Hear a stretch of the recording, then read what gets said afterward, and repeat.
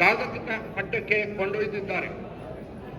ಅವರ ಪ್ರಮುಖ ಸಂಶೋಧನಾ ಕ್ಷೇತ್ರ ನ್ಯೂಕ್ಲಿಯಿಕ್ ಆಮ್ಲಗಳ ರಸಾಯನಶಾಸ್ತ್ರ ಮತ್ತು ಜೀವಶಾಸ್ತ್ರ. ವಿಶೇಷವಾಗಿ ಪೆಪ್ಟೈಡ್ ನ್ಯೂಕ್ಲಿಯಿಕ್ ಆಮ್ಲ ಅನಲಾಗ್ಗಳ ವಿನ್ಯಾಸದಲ್ಲಿ ಅವರು ನೀಡಿದ ಕೊಡುಗೆಗಳು ಜೈವ ತಂತ್ರಜ್ಞಾನ ಮತ್ತು ವೈದ್ಯಕೀಯ ಕ್ಷೇತ್ರಗಳಿಗೆ ಹೊಸ ದಾರಿಗಳನ್ನು ತೆರೆದಿವೆ.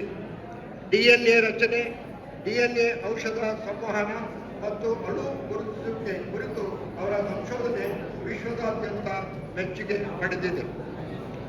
ಅವರು IISER ಅಂದರೆ ನಮ್ಮ ದೇಶದಲ್ಲಿ IITಗಳಿವೆ, ಅದಕ್ಕಿಂತಲೂ ಉನ್ನತವಾದ ಶಿಕ್ಷಣವನ್ನು ನೀಡಬೇಕು ಅನ್ನೋ ಒಂದು ಉದ್ದೇಶದಿಂದ Indian institute of science and educational research ಈ ಸಂಸ್ಥೆಯನ್ನು ಅವರು ಸ್ಥಾಪಿಸಿದ್ದಾರೆ. ಅದರ ನಿರ್ದೇಶಕರು ಆಗಿದ್ದಾರೆ. ಇದು ತಿರುಪತಿಯಲ್ಲೂ ಇದೆ. ಭಾರತದ ವಿಜ್ಞಾನ ಶಿಕ್ಷಣದ ಹೊಸ ಮಾದರಿಯನ್ನು ಇವರು ರೂಪಿಸಿದ್ದಾರೆ. ಇವರ ಮೂಲ ಉದ್ದೇಶ ಏನು ಅಂತಂದರೆ, ಯಾವುದೇ ಒಬ್ಬ ವಿಜ್ಞಾನಿ ಸಂಶೋಧನೆಯನ್ನ ಮಾಡಬೇಕು ಅಂತಂದ್ರೆ ಕೇವಲ PhD ಡಿಗ್ರಿ ಪಡೆಯೋಕ್ಕೋಸ್ಕರ ಸಂಶೋಧನೆ ಮಾಡಬಾರ್ದು. ಆ ಸಂಶೋಧನೆಯ ಉದ್ದೇಶ ಜನಸಾಮಾನ್ಯರಿಗೂ ಮುಟ್ಟಬೇಕು ಅನ್ನುವ ಮೂಲ ಉದ್ದೇಶದಿಂದ ಈ ಸಂಸ್ಥೆಯನ್ನು ಅವರು ಪ್ರಾರಂಭಿಸಿದ್ದಾರೆ.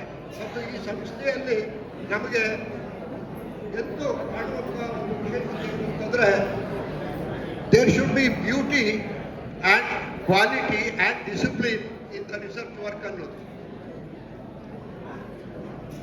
ಅವರು ಈ ಮೂಲಕ ವಿಜ್ಞಾನವನ್ನು ಕೇವಲ ಸಂಶೋಧನೆಗೆ ಸೀಮಿತಗೊಳಿಸದೆ ವಿದ್ಯಾರ್ಥಿಗಳಿಗೆ ಪ್ರೇರಣೆಯಾದ ಶಿಕ್ಷಣ ಮಾದರಿಯನ್ನು ನೀಡಿದ್ದಾರೆ. ಡಾಕ್ಟರ್ ಗಣೇಶ್ ಅವರು ಸಂಶೋಧನೆ ಮಾತ್ರವಲ್ಲದೆ ಅಂತಾರಾಷ್ಟ್ರೀಯ ವಿಜ್ಞಾನ ಪತ್ರಿಕೆಗಳ ಸಂಪಾದಕೀಯ ಪತ್ರಿಕೆಗಳಲ್ಲಿ ಪ್ರಮುಖ ಪಾತ್ರ ವಹಿಸಿ DNA ಮತ್ತು ನ್ಯೂಕ್ಲಿಯಿಕ್ ಆಮ್ಲ ಸಂಶೋಧನೆಗೆ ಸಂಬಂಧಿಸಿದ ಅನೇಕ ಲೇಖನಗಳನ್ನು ಪ್ರಕಟಿಸಲು ತಾವು ಪ್ರಕಟಿಸೋದಂತೆ ಬೇರೆಯವರಿಗೂ ಮಾರ್ಗದರ್ಶನವನ್ನು ನೀಡ್ತಾ ಇದ್ದಾರೆ. ಅವರ ಸಂಪಾದಕೀಯ ಸೇವೆಗಳು ಭಾರತೀಯ ವಿಜ್ಞಾನವನ್ನು ಜಾಗತಿಕ ವೇದಿಕೆಗೆ ಕೊಂಡೊಯ್ದಿದೆ. ಅವರ ಸಾಧನೆಗಳಿಗೆ ಅನೇಕ ಗೌರವಗಳು ಲಭಿಸಿವೆ.